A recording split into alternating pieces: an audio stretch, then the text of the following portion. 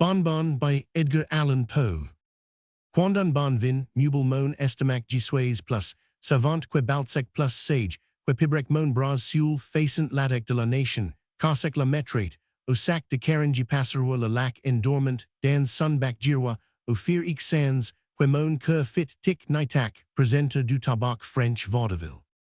That Pierre Bonbon was a restaurateur of uncommon qualifications, no man who during the reign of frequented the little café in the cul-de-sac Lefebvre at Rouen will I imagine feel himself at liberty to dispute that Pierre Bonbon was in an equal degree skilled in the philosophy of that period, is I presume still more especially undeniable. His pates, a la foys, were beyond doubt immaculate, but what pen can do justice to his essays, sur la nature, his thoughts, sur l'aime, his observations, sur l'esprit, if his omelettes, if his fricandeau were inestimable, what littérature of that day would not have given twice as much for an idy de Bonbon as for all the trash of idys of all the rest of the savants. Bonbon had ransacked libraries, which no other man had ransacked, had more than any other, would have entertained a notion of reading, had understood more than any other, would have conceived the possibility of understanding. And although while he flourished, there were not wanting some authors at Rouen to assert that his dicta evinced neither the purity of the Academy nor the depth of the Lyceum, although, mark me, his doctrines were by no means very generally comprehended still. It did not follow that they were difficult of comprehension. It was, I think, on account of their self-evidency that many persons were led to consider them abstruse. It is to Bonbon, but let this go no farther, it is to Bonbon that Kant himself is mainly indebted for his metaphysics.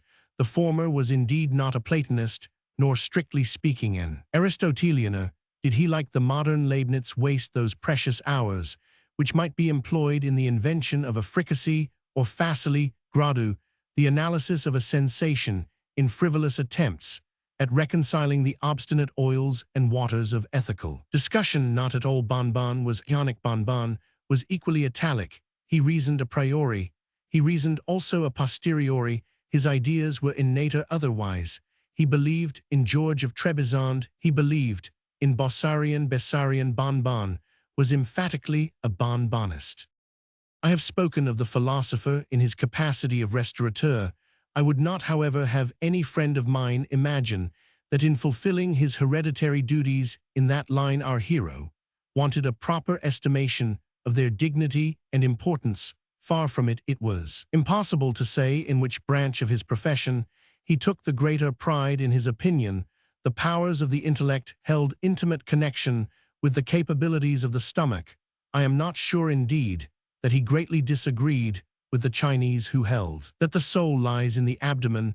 The Greeks, at all events, were right, he thought, who employed the same words for the mind and the diaphragm. One by this, I do not mean to insinuate a charge of gluttony, or indeed any other serious charge to the prejudice of the metaphysician. If Pierre Bonbon had his failings, and what great man has not 1,000? If Pierre Bonbon, I say, had his failings, they were failings of very little importance, faults, indeed, which in other tempers have often been looked upon rather in the light of virtues. As regards one of these foibles, I should not even have mentioned it in this history, but for the remarkable prominence, extreme alto relievo, in which it jutted out from the plane of his general disposition. He could never let slip an opportunity of making a bargain. 1 M.D. Not that he was avaricious, no, it was by no means necessary to the satisfaction of the philosopher that the bargain should be to his own proper advantage, provided a trade could be effected, a trade of any kind, upon any terms, or under any circumstances. A triumphant smile was seen for many days thereafter to enlighten his countenance, and a knowing wink of the eye to give evidence of his sagacity. At any epoch, it would not be very wonderful if a humor so peculiar as the one I have just mentioned should elicit attention and remark at the epoch of our narrative. Had this peculiarity not attracted observation, there would have been room for wonder. Indeed, it was soon reported that upon all occasions of the kind, the smile of Bonbon was wont to differ widely from the downright grin with which he would laugh at his own jokes, or welcome an acquaintance. Hints were thrown out of an exciting nature. Stories were told of perilous bargains made in a hurry and repented of at leisure. and instances were adduced of unaccountable capacities, vague longings, and unnatural inclinations, implanted by the author of all evil for wise purposes of his own.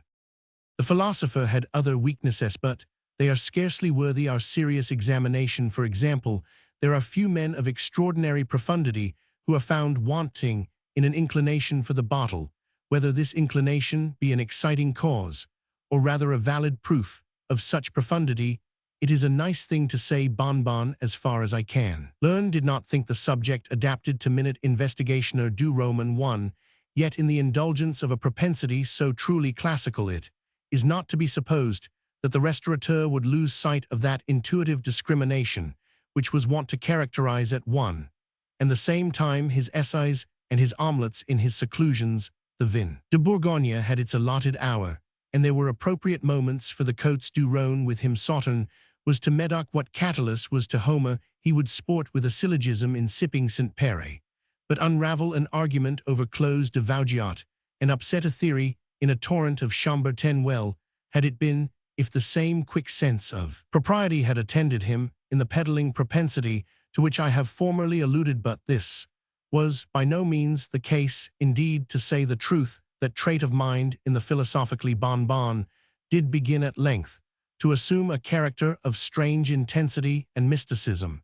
and appeared deeply tinctured with the diablerie of his favorite German studies. To enter the little café in the cul-de-sac Lefebvre was at the period of our tale to enter the sanctum of a man of genius. Bonbon was a man of genius. There was not a Sauscusinier in Rouen who could not have told you that Bonbon was a man of genius. His very cat knew it, and forbore to whisk her tail in the presence of the man of genius.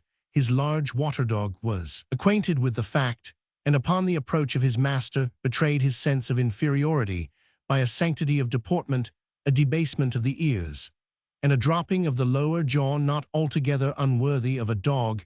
It is, however, true that much of this habitual respect might have been attributed to the personal appearance of the metaphysician. A distinguished exterior will, I am constrained to say, have its way even with a beast, and I am willing to allow much in the outward man of the restaurateur calculated to impress the imagination of the quadruped. There is a peculiar majesty about the atmosphere of the little grate, if I may be permitted so equivocal an expression, which mere physical bulk alone will be found at all times inefficient in creating. If, however, Bonbon was barely 3 feet in height, and if his head was diminutively small, still it was impossible to behold the rotundity of his stomach without a sense of magnificence, nearly bordering upon the sublime in its size. Both dogs and men must have seen a type of his acquirements in its immensity, a fitting habitation for his immortal soul. I might here, if it so pleased, medilate upon the matter of habiliment and other mere circumstances of the external metaphysician. I might hint that the hair of our hero was worn short, combed smoothly over his forehead, and surmounted by a conical-shaped white flannel cap, and tassels, that his pea-green jerkin was not after the fashion of those worn by the common class of restaurateurs at that day, that the sleeves were something fuller than the reigning costume permitted, that the cuffs were turned up, not as usual in that barbarous period, with cloth of the same quality and color as the garment, but faced in a more fanciful manner with the party-colored velvet of Genoa, that his slippers were of a bright purple curiously filigreed, and might have been manufactured in Japan but for the exquisite pointing of the toes and the brilliant tints of the binding and embroidery, that his breeches were of the yellow satin-like material called amable, that his sky-blue cloak, resembling in form a dressing wrapper, and richly bestudded all over with crimson devices, floated cavalierly upon his shoulders like a mist of the morning gand, that his tout ensemble gave rise to the remarkable words of Benvenuta, the improvisatress of Florence, that it was difficult to say whether Pierre Bonbon was indeed a bird of paradise, or rather a very paradise of perfection. I might, I say, expatiate upon all these points, if I pleased, but I forbear. Merely personal details may be left to historical novelists. They are beneath the moral dignity of matter of fact. I have said that to enter the café in the cul-de-sac Lefebvre was to enter the sanctum of a man of genius, but then it was only the man of genius who could duly estimate the merits of the sanctum. A sign consisting of a vast folio swung before the entrance on one side of the volume was painted a bottle, on the reverse a pate on the back, were visible in large letters others de bonbon. Thus was delicately shadowed forth the twofold occupation of the proprietor. Upon stepping over the threshold, the whole interior of the building presented itself to view. A long low-pitched room of antique construction was indeed all the accommodation afforded by the café. In a corner of the apartment stood the bed of the metaphysician, an army of curtains together, with a canopy, a la grecque, gave it an air at once classic and comfortable. In the corner diagonally opposite appeared in direct family communion the properties of the kitchen and the bibliothèque. A dish of polemics stood peacefully upon the dresser. Here lay an ovenful of the latest ethics there, a kettle of dudecimo mélanges, volumes of German morality were hand and glove, with the gridiron. A toasting fork might be discovered by the side of Eusebius. Plato reclined at his ease. In the frying pan and contemporary manuscripts were filed away upon the spit. In other respects, the Café de Bonbon might be said to differ little from the usual restaurants of the period. A fireplace yawned opposite the door. On the right of the fireplace, an open cupboard displayed a formidable array of labeled bottles. It was here about 12 o'clock one night, during the severe winter of that Pierre Bonbon, after having listened to the comments of his neighbors upon his singular propensity. That Pierre Bonbon, I say, having turned them all out of his house, locked the door upon them with an oath, and betook himself in no very pacific mood to the comforts of a leather-bottomed armchair and a fire of blazing faggots. It was one of those terrific nights which are only met with once or twice during a century. It snowed fiercely, and the house tottered to its center with the floods of wind that, rushing through the crannies in the wall and pouring impetuously down the chimney, shook awfully the curtains of the philosopher's bed, and disorganized the economy of his pans and papers. The huge folio sign that swung without, exposed to the fury of the tempest, creaked ominously, and gave out a moaning sound from its stanchions of solid oak. It was in no placid temper, I say, that the metaphysician drew up his chair to its customary station. By the hearth, many circumstances of a perplexing nature had occurred during the day to disturb the serenity of his meditations.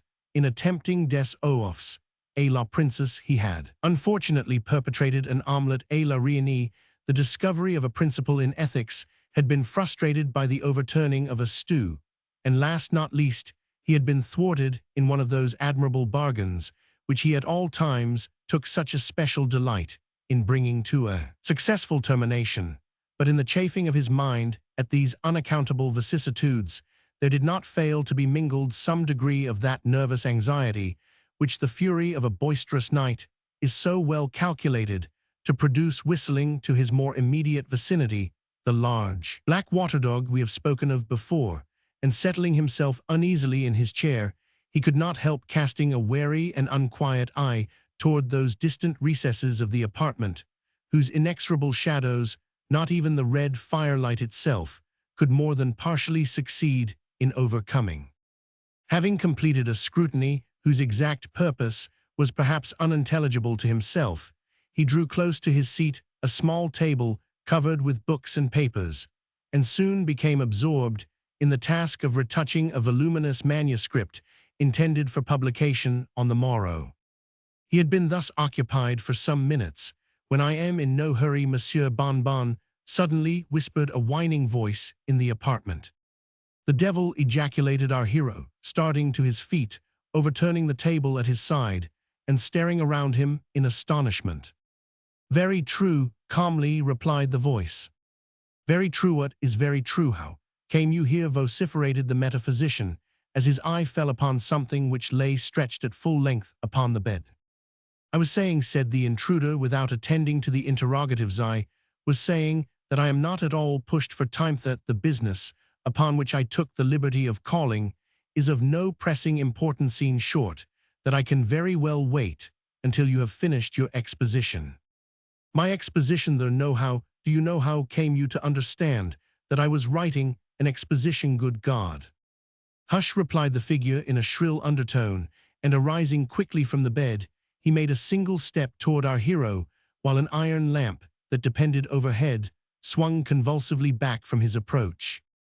The philosopher's amazement did not prevent a narrow scrutiny of the stranger's dress and appearance. The outlines of his figure, exceedingly lean, but much above the common height, were rendered minutely distinct by means of a faded suit of black cloth, which fitted tight to the skin, but was otherwise cut very much in the style of a century ago. These garments had evidently been intended for a much shorter person than their present owner. His ankles and wrists were left naked for several inches. In his shoes, however, a pair of very brilliant buckles gave the lie to the extreme poverty implied by the other portions of his dress. His head was bare and entirely bald, with the exception of a hinder part, from which depended a queue of considerable length.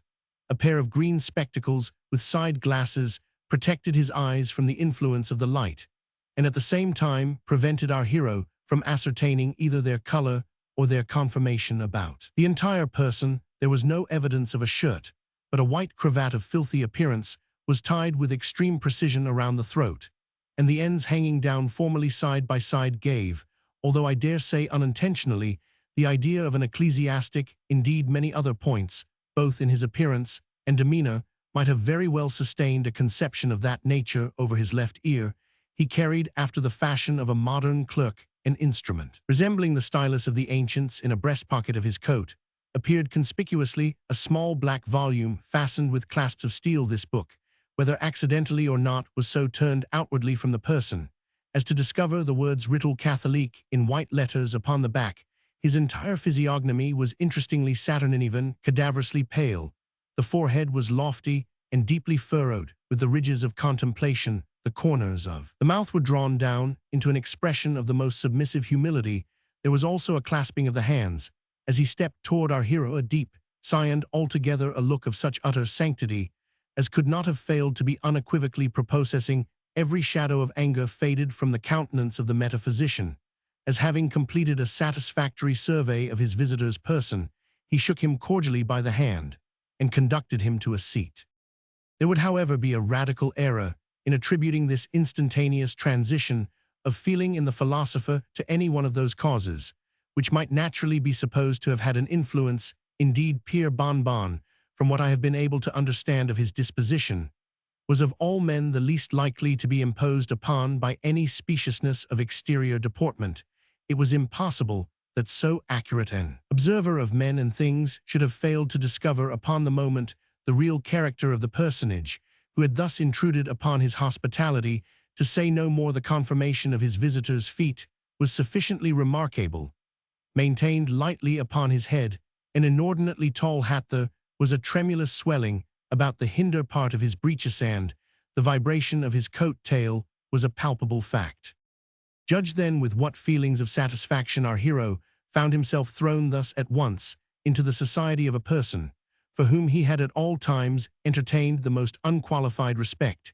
He was, however, too much of the diplomatist to let escape him any intimation of his suspicions in regard to the true state of affairs.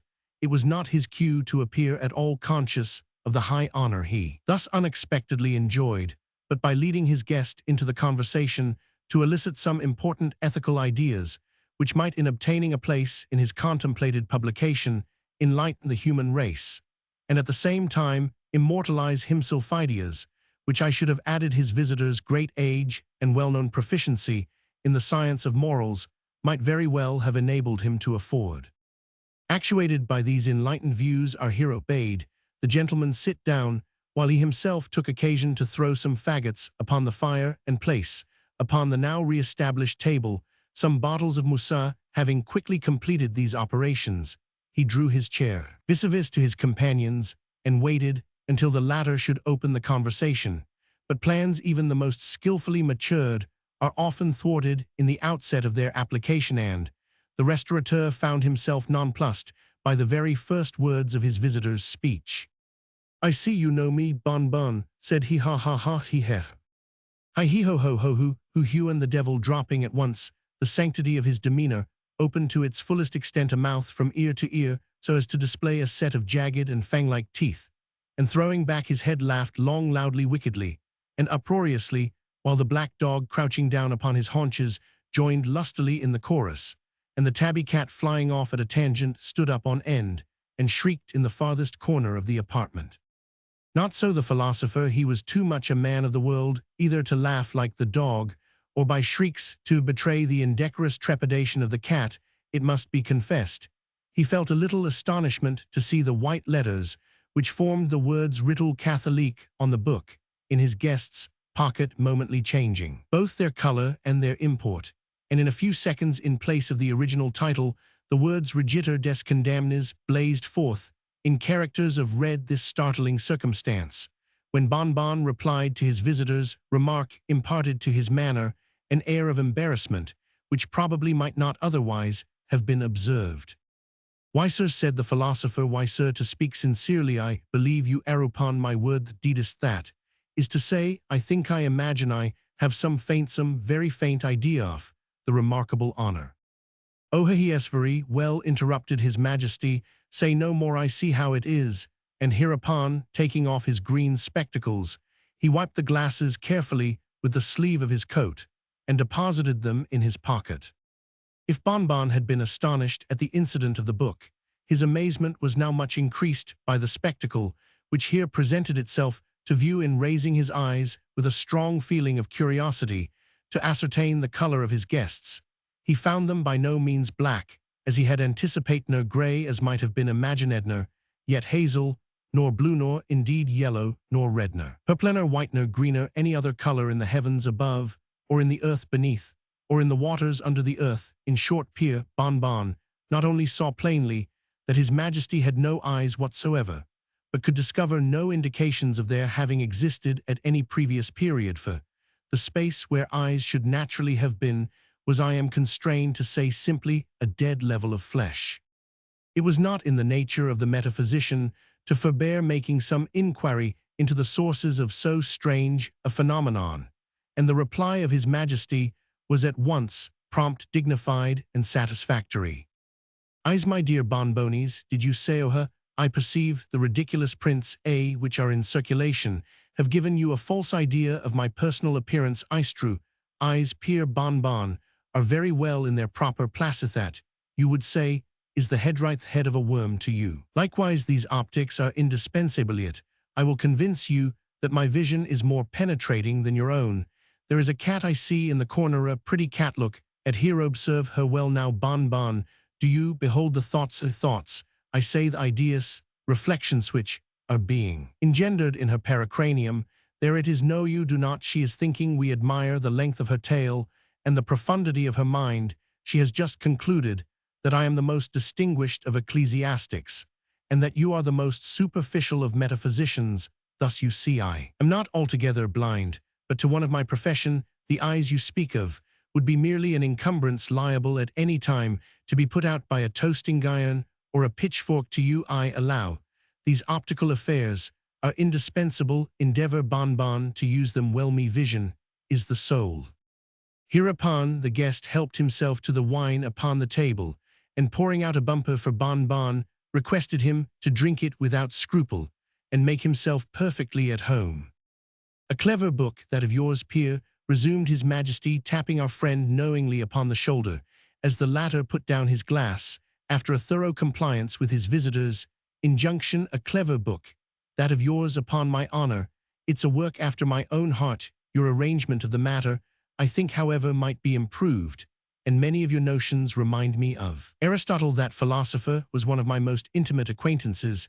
I liked him as much for his terrible ill temper as for his happy knack at making a blunder. There is only one solid truth in all that he has written, and for that I gave him the hint out of pure compassion for his absurdity. I suppose, Pierre Bonbon, you very well know to what divine moral truth I am alluding." "Cannot say that I." "Indeed, it was I who told Aristotle that by sneezing men expelled superfluous ideas through the proboscis, which issue undoubtedly the case," said the metaphysician, while he poured out for himself another bumper of Moussa, and offered his snuff-box to the fingers of his visitor. "There was Plato, too," continued his majesty, modestly declining the snuff-box, "and the compliment it implied was Plato, too, for whom I at one time felt all the affection of a friend. You knew Plato, Bonbona? No, I beg 1,000 pardons. He met me at Athens one day in the Parthenon, and told me he was distressed for an idea I bade him write down, that he said that he would do so, and went home, while I stepped over to the pyramids. But my conscience smote me for having uttered a truth, even to aid a friend, and hastening back to Athens, I arrived behind the philosopher's chair as he was inditing the. Giving the lambda a fillip with my finger, I turned it upside down so the sentence now read, and as you perceive, the fundamental doctrines in his metaphysics. Were you ever at Rome? Asked the restaurateur, as he finished his second bottle of moussa, and drew from the closet a larger supply of Chambre 10. But once, Monsieur Bonbon, but once there was a time, said the devil, as if reciting some passage from a book, there was a time when occurred an anarchy of 5 years, during which the Republic, bereft of all its officers, had no magistracy besides the tribunes of the people, and these were not legally vested with any degree of executive power at that time, Monsieur Bonbonnet, that time only I was in Rome, and I have no earthly acquaintance consequently with any of its philosophy too. Tu ils écrivaient sur la philosophie Cicero, Lucretius, Seneca, mais sedate la philosophie, Grec, Condorcet. What do you think of hiccup, Epicurus? What do I think of whom? Said the devil in astonishment. You cannot surely mean to find any fault with Epicurus. What do I think of Epicurus? Do you mean me, sir? I am Epicurus. I am the same philosopher who wrote each of the 300 treatises commemorated by Diogenes Laertius. That's a lie, said the metaphysician, for the wine had gotten a little into his head. Very well, sir, very well, indeed, sir, said his majesty, apparently much flattered. That's a lie, repeated the restaurateur dogmatically. That's a hiccup, a lie. Well, have it your own way, said the devil pacifically, and Bonbon, having beaten his majesty at argument, thought it his duty to conclude a second bottle of Chambre 10. As I was saying, resumed the visitores, I was observing a little while ago, there are some very outré notions in that book of yours, Monsieur Bonbon. What, for instance, do you mean by all that humbug about the soul? Pray, sir, what is the soul? The hiccup soul, replied the metaphysician, referring to his MS, is undoubtedly. No, sir. Indubitably. No, sir. Indisputably. No, sir. Evidently. No, sir. Incontrovertibly. No, sir. Hiccup. No, sir. And beyond all question. No, sir, the soul is no such thing here.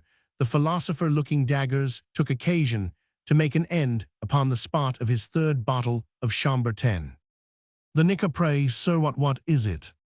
That is neither here nor there, Monsieur Bonbon, replied his majesty musingly. I have tasted that, is to say, I have known some very bad souls, and some too pretty good ones here. He smacked his lips, and having unconsciously let fall his hand upon the volume in his pocket, was seized with a violent fit of sneezing.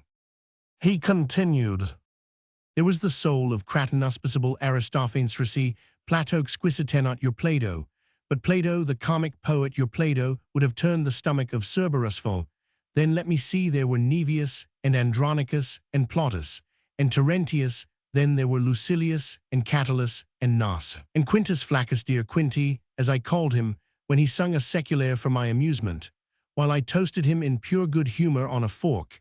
But they want flavor, these Romans. One fat Greek is worth a dozen of them, and besides, will keep, which cannot be said of a Quirite. Let us taste your sauterne. Bonbon had by this time made up his mind to the nil admirari, and endeavored to hand down the bottles in question. He was, however, conscious of a strange sound in the room, like the wagging of a tail. Of this, although extremely indecent in his majesty, the philosopher took no notice, simply kicking the dog, and requesting him to be quiet. The visitor continued. I found that Horace tasted very much like Aristotle. No, I am fond of variety. Terentius, I could not have told from Menander. Naso, to my astonishment, was Nicander in disguise. Virgilius had a strong twang of Theocritus. Martial put me much in mind of Archelaus, and Titus Livius was positively Polybius, and none other. Hiccup here, replied Bonbon, and his majesty proceeded. But if I have a penchant, Monsieur Bonbon, if I have a penchant, it is for a philosopher. Yet let me tell you, sir, it is not every dev, I mean, it is not every gentleman who knows how to choose a philosopher. Long ones are not good, and the best, if not carefully shelled, are apt to be a little rancid on account of the gall. Shelled. I mean taken out of the carcass. What do you think of a physician? Don't mention Themug. I hear his majesty retched violently. I never tasted, but one that rascal Hippocrates smelt of a saphitido, caught, a wretched cold washing him in the Styxand. After all he gave me the cholera morbus. The hiccuprech ejaculated bonbon the hiccup abortion of a pilbic sand. The philosopher dropped a tear. After all, continued the visitor, after all, if a gentleman wishes to live, he must have more talents than one or two, and with us, a fat face is an evidence of diplomacy. How so? Why, we are sometimes exceedingly pushed for provisions. You must know that in a climate so sultry as mine, it is frequently impossible to keep a spirit alive for more than 2 or 3 hours, and after death, unless pickled immediately, and a pickled spirit is not good, they will smell you understand. A putrefaction is always to be apprehended when the souls are consigned to us in the usual way. Hiccup, good God, how do you manage? Here the iron lamp commenced swinging with redoubled violence, and the devil half started from his seat. However, with a slight sigh, he recovered his composure, merely saying to our hero, in a low tone, I tell you what, Pierre Bonbon, we must have no more swearing. The host swallowed another bumper, by way of denoting thorough comprehension and acquiescence, and the visitor continued. Why, there are several ways of managing. The most of us starve, some put up with the pickle. For my part, one purchase my spirits vivent corpor, in which case I find they keep very well. But the body, the body. The body, well, what of the body? I perceive. Why, sir, the body is not at all affected by the transaction. I have made innumerable purchases of the kind in my day, and the parties never experienced any inconvenience. There were Cain, and Nimrod, and Nero, and Caligula, and Dionysius, and Pisistratus, and 1,000 others, who never knew what it was to have a soul during the latter part of their lives. Yet, sir, these men adorned society. Why, isn't there a now, who you know as well as I, is he not in possession of his faculties, mental and corporeal, who writes a keener epigram, who reasons more wittily? But stay, I have his agreement in my pocketbook. Thus saying, he produced a red leather wallet, and took from it a number of papers. Upon some of these Bonbon caught a glimpse of the letters Match Maser Robusp, with the words Caligula George Elizabeth.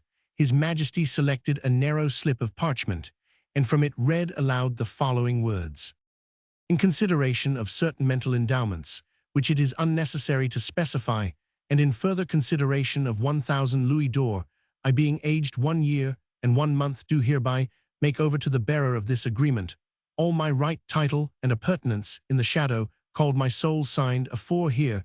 His Majesty repeated a name, which I did not feel justified in indicating more unequivocally. For quere rawit. A clever fellow that, resumed he, but like you, Monsieur Bonbon, he was mistaken about the soul, a shadow, truly the soul, a shadow, he who, only think of a fricasseed shad. Only think, hiccupoff, a fricasseed shadow, exclaimed our hero, whose faculties were becoming much illuminated by the profundity of his Majesty's discourse. Only think of a fricasseed shadow, now damn hiccuphumph. If I would have been such a hiccupning compoop, my soul rumph. Your soul, Monsieur Bonbon. Yes, sir, hiccup, my soul is. What, sir? No shadow, damn. Did you mean to say? Yes, sir, my soul, ishikuffumphise, sir. Did you not intend to assert? My soul, ishikup peculiarly qualified for hiccupa. What, sir? Stew. Hull. Souffle. They. Fricassee. Indeed. Ragout and fricandeau, and see here, my good fellow, ill, let you have ithacupa bargain here. The philosopher slapped his Majesty upon the back. Couldn't think of such a thing, said the latter calmly, at the same time rising from his seat. The metaphysician stared. Am supplied at present, said his Majesty. Hiccupe, said the philosopher. Have no funds on hand. What? Besides, very unhandsome in me. Sir, to take advantage of. Hiccup. Your present disgusting, and ungentlemanly situation. Here the visitor bowed, and withdrew in what manner could not precisely be ascertained, but, in a well-concerted effort to discharge a bottle at the villain, the slender chain was severed that depended from the ceiling, and the metaphysician prostrated by the downfall of the lamp.